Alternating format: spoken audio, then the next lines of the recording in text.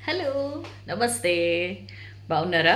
నేను బాగున్నాను. మీ అందరూ బాగుండాలని కోరుకుంటున్నాను. బాగున్నారు అని అనుకుంటున్నాను. ఇవాళ ఒక మంచి విషయం చెప్పాను కదా! గౌర్ గోపాల్ దాస్ బుక్స్ చదువుతున్నానని. చాలా చాలా బాగున్నాయండి. అంటే చాలా సార్లు మనకు తెలిసిన విషయాలే. బట్ మళ్ళీ చదివినప్పుడో, లేకపోతే ఎవరైనా చెప్పినప్పుడో, లేకపోతే ఇట్లా కథల రూపంలో మనం విన్నప్పుడు, అవును కదా! నిజమే కదా! అని అనిపిస్తుంది. మనం చాలా సార్లు అనుకుంటాం కదా! మనం ఏదైనా మాట్లాడేటప్పుడు ఆచితూచి మాట్లాడాలి. చాలా పవర్ ఉంటది వర్డ్స్‌కి అని చెప్పి. నిజంగా చాలా పవర్‌ఫుల్ అండి వర్డ్స్. అందుకే నేను చాలా సార్లు చెప్తాను. మనం మన గురించి మాట్లాడినా, లేకపోతే ఎవరి గురించి మాట్లాడినా చాలా జాగ్రత్తగా మాట్లాడాలి అని చెప్పి. ఒక చోట ఒక సమ్ ఐలాండ్ అక్కడ వీళ్ళు ట్రైబల్స్ ఉంటారు గదా! వాళ్ళకి ఈ చెట్లు కొట్టేయడం, చెట్లు నరకడం అవి ఇష్టం ఉండదట. అయితే వాళ్ళేం జేస్తారంటేనట ఇన్‌కేస్ ఏదైనా ఒక పర్పస్ కోసం అక్కడ ఏదైనా చెట్టు నరికేయాలి, తొలగించాలి అంటే వాళ్ళందరూ ఆడవాళ్ళందరూ అక్కడ నిలబడి నానా మాటలంటారట. ఆ చెట్టుని శాపనార్థాలు పెట్టడం, నానా మాటలనడం. అంటే ఒక మనిషిని ఎట్లయితే సూటిపోటి మాటలతో ఎట్లయితే ఇబ్బంది పెడతామో ఆల్మోస్ట్ ఆ స్థాయిలో ఆ చెట్టుని నానా రకాల మాటలంటారట. ఆ మాటలకి కొంతకాలానికి ఆటోమేటిక్‌గానే ఆ చెట్టు ఆకులవి రాలిపోయి, ఆ చెట్టు చచ్చిపోతుందట. ఇట్స్ రియలీ అంటే నిజంగా జరిగిన విషయం ఇది. అంటే మన మాటలకి ఒక చెట్టు మీద అంత ప్రభావం చూపించాయంటే, జస్ట్ ఒక్కసారి ఆలోచించండి మనుషుల మీద ఎంత ప్రభావం చూపిస్తాయో. అందుకనే మనం ఎప్పుడైనా సరే చాలా ఆచితూచి మాట్లాడాలి. అట్లంటే ఇప్పుడు చాలామంది కొంతమంది ఉంటారు. ఎవరైనా బావుంటే చూడలేని, ఓర్వలేనితనంతో ఉంటారు. వాళ్ళు నానా శాపనార్థాలు పెట్టేస్తే అవన్నీ వర్కౌట్ అవుతాయా సౌజన్య అని చెప్పి మీకు డౌట్ రావచ్చు. బట్ వాటికంటే ముందు మనం మన గురించి మనం పాజిటివ్‌గా అనుకుని, మన గురించి మనం మంచిగా అనుకుని, మన గురించి మనం పర్ఫెక్ట్ విషయాలు పర్ఫెక్ట్‌గా మన లైఫ్‌ని ప్రిన్సిపల్డ్‌గా బతుకుతూ ఉంటే, దాని ఇంపాక్ట్ ఎక్కువుంటుంది. రాదర్ దాన్ అవతల వాళ్ళ శాపనార్థాలు. సో, ఇలాంటి విషయాలు కాకుండా మనం ఎప్పుడు కూడా బీ వెరీ కాషియస్ అండి. మన మన వర్డ్స్ ఒక చోట ఒకటుందట. అంటే ఒక కత్తి, ఒక పెద్ద యుద్ధంలో వాడతారు కదా! స్వార్డ్.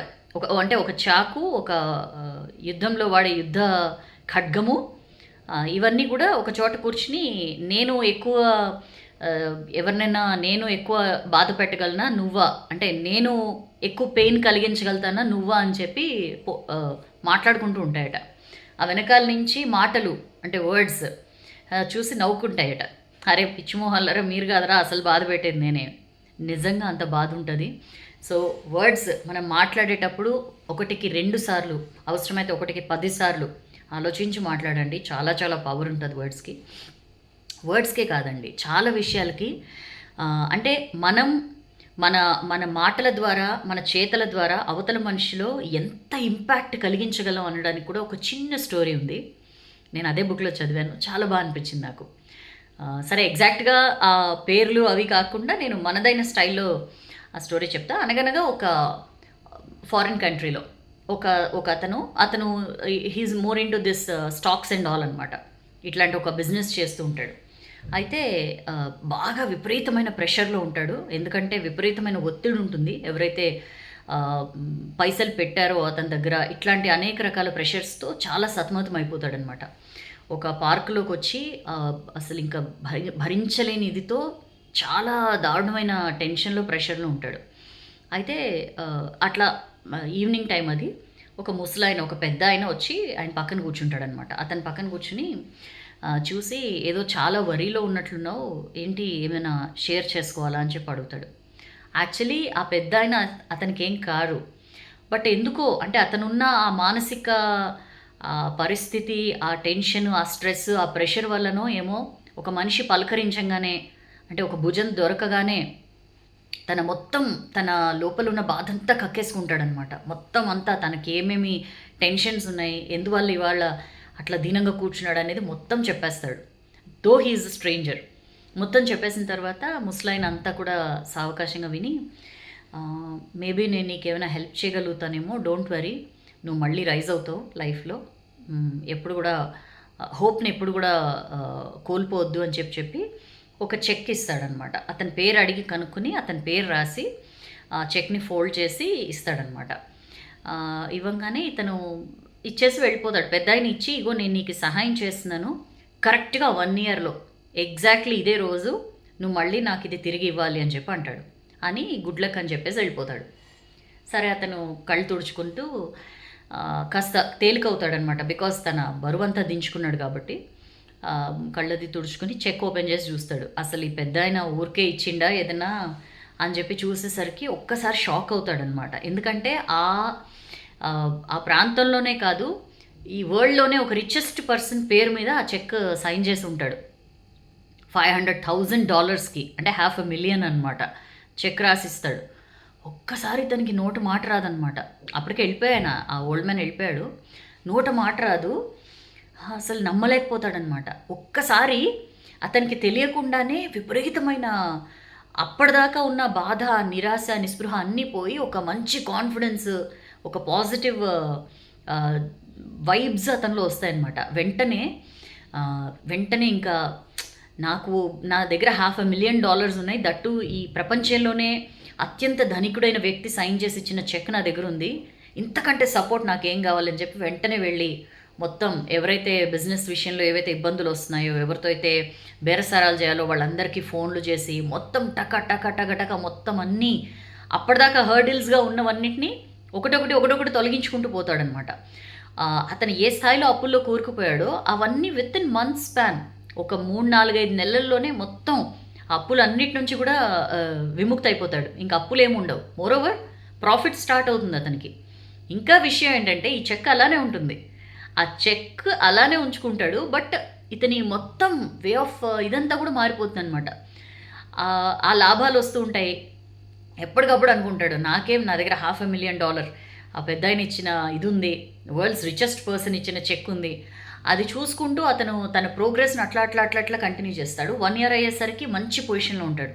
బట్ అయినా సరే గుర్తుపెట్టుకుంటాడు, 1 ఇయర్లో చెప్పాడా పెద్ద ఆయన ఇది రిటర్న్ చేయాలి అని చెప్పి ఆ చెక్ యాజ్ ఇట్ ఈస్గా తీసుకుని దానికి ఇంకొక $50,000 యాడ్ చేసి ఆయన వెతుక్కుంటూ ఆ పార్క్కి వెళ్తాడనమాట. ఆ పొద్దున్నుంచి వెతుకుతూ ఉంటాడు పార్క్లో, ఎక్కడ కూడా పెద్ద ఆయన కనపడ్డు. అట్లా వెతికి మొత్తానికి సాయంత్రం అవుతుంది. ఈయన ఏంటి మర్చిపోయాడా నాకు ఈ డబ్బులు ఇచ్చిన విషయం అని చెప్పి అట్లానే వెళ్ళబోతుంటే ఆ పెద్ద ఆయన అలా వెళ్తూ ఉంటాడు ముందు.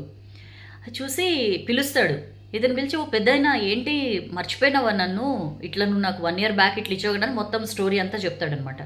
చెప్పి ఇదిగో నేను రిటర్న్ చేయడానికి వచ్చాను, ఇగో నువ్వు ఇచ్చిన చెక్, అండ్ ఇది నువ్వు నాకు చేసిన సహాయానికి నేను ఇస్తున్న చిన్న గిఫ్ట్ అని చెప్పి ఇంకొక $50,000 ఇస్తాడనమాట. ఇస్తే ఆ పెద్ద ఆయన ఇట్లా చూసి ఆయన దగ్గర ఏం రెస్పాన్స్ ఉండదు. దూరం నుంచి ఒక నర్సు పరిగెట్టుకుంటూ వస్తుందన్నమాట. పరిగెట్టుకుంటూ వచ్చి ఆయాసం తీర్చుకుంటూ, అమ్మయ్యా ఇక్కడే ఉన్నాడు అయినా, సార్ మిమ్మల్ని ఇబ్బంది పెట్టలేదు కదా అయినా అని చెప్పి అంటే ఇతనికి ఏం అర్థం కాదు. క్వశ్చన్ మార్క్తో చూస్తే ఇతనికి డిమెన్షియా కొంతకాలంగా, అంటే మతిమరుపు, ఇంకా నయమే చాలామందిని ఇబ్బంది పెడతాడు. అంటే ఈయన ఎవరికి హాని చేయడు, బట్ ఈ ప్రపంచంలోనే ఒక రిచెస్ట్ పర్సన్ నేను అని చెప్పి ఆ పేరున చెక్కులు ఇస్తూ ఉంటాడు, మిమ్మల్ని ఇబ్బంది పెట్టలేదు కదా అని చెప్పి ఆ పెద్ద ఆయన్ని తీసుకుని నర్సు వెళ్ళిపోతుంది అనమాట. అంటే యాక్చువల్లీ అతను సైన్ చేసిన చెక్, ఆ పేరు అదేది కూడా పెద్ద అయింది కాదు. ఇన్ఫ్యాక్ట్ ఆ పెద్ద ఆయనకి ఏమీ తెలియదు పాపం, డిమెన్షియా పేషెంట్, ఆయన ఒక మతిమరుపు పేషెంట్ అనమాట. అసలు ఒక్కసారి ఈ అబ్బాయి ఎవరైతే సహాయం పొంది ఇవాళ ఒక మంచి పొజిషన్లో ఉన్నాడో ఒకసారి నోట మాటలు రావన్నమాట. అసలు ఏం జరిగింది ఏంటి అంటే జస్ట్ అట్లా ఫ్రీజ్ అయిపోయి ఉంటాడు. నిజంగా ఏం జరిగింది, ఒక సపోర్ట్, ఒక పాజిటివ్ నోట్, నీకు నేనున్నాను అన్న ఒక హ్యాండ్, ఒక షోల్డర్, ఒక భరోసా అతన్ని ఇవాళ పొజిషన్లోకి తీసుకొచ్చింది. నేను ఇందాక చెప్పినట్లు మన మాటలు, మన చేతలు చాలా చాలా ఇంపాక్ట్ చూపిస్తాయండి. ఇన్ఫ్యాక్ట్ ఈ స్టోరీలో అతను ఆ పెద్ద ఆయన నుంచి $1 కూడా సహాయం పొందల, బట్ ఏ స్థాయిలో ఇంపాక్ట్ చూపించింది అనేది మనకి నిజంగా అర్థమవుతుంది.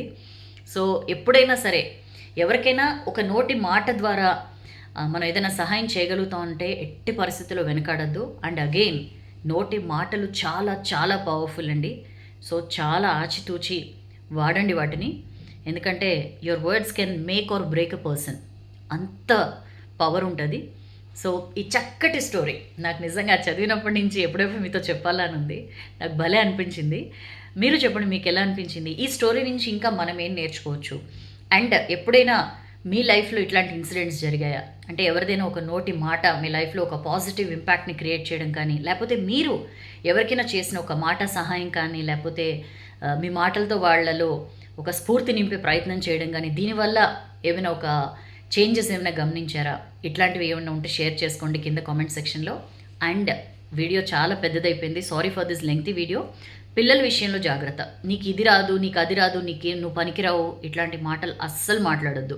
పాజిటివ్గా మాట్లాడండి. అరే నువ్వు చాలా బాగా చదివావు నాన్న, నెక్స్ట్ టైం ఇంకా బాగా వస్తాయి నీకు మార్క్స్, డెఫినెట్లీ చూసుకో. ఇట్లాంటి మాటలు వాళ్ళని బూస్టప్ చేస్తాయి.